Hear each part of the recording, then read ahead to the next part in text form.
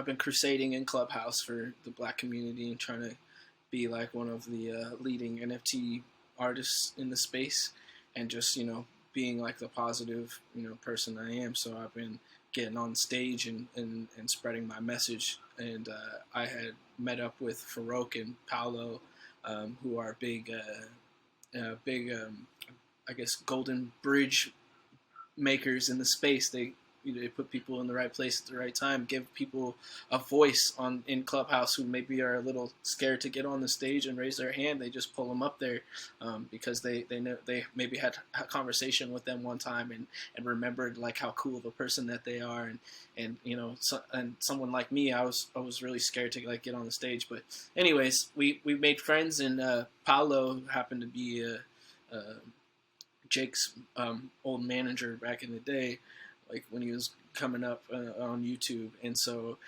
I was on stage with them one night, and I believe Jake was buying a bunch of art with Blau or something like that.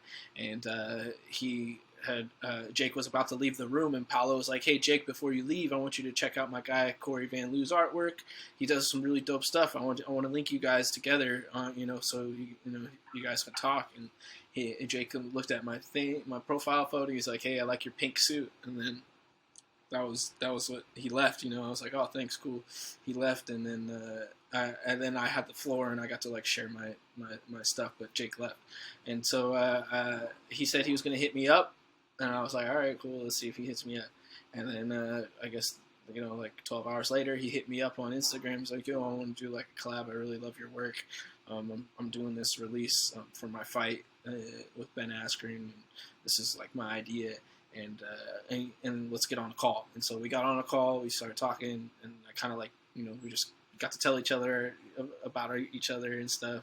And I explained to him my process of my work, and he thought that it would be a cool idea to depict the moment of his knockout of Nate Robinson. So what I did was ask for some photos for reference that he owned to for me to depict, because I work from photos, and he sent me a bunch, and I picked one of them, and I was like, all right, this is a good composition, and I could work with this. So I took the photo and brought it and went through my process, and so basically it's a blue face moment of Jake Paul knocking out Nate Robinson, which is very touching for me because it's a white man knocking out a black man. But in my artwork, all the people are blue, so it's just a man beating another man. And so, and in this moment in real life, there was no fans, but in my version, I depicted a whole audience watching. So everybody's watching. So just like kind of like put that in your head that everybody's watching these type of moments, and they're taking flashings. There's flashes too, so they're watching with their cameras and documenting it. This moment that we all go through as black men, to kind of like have PTSD of a white man putting us down in some way, shape, or form, whether it's beating us physically or with their words, or just like stopping us from coming up in the world.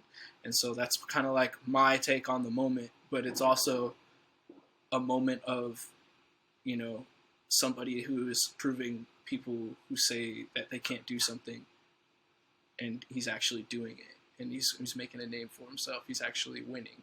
I've had to deal with that in my life. People always tell me, you need to get a job. You're not going to be an artist. You're not going to be successful, and then proving them wrong. So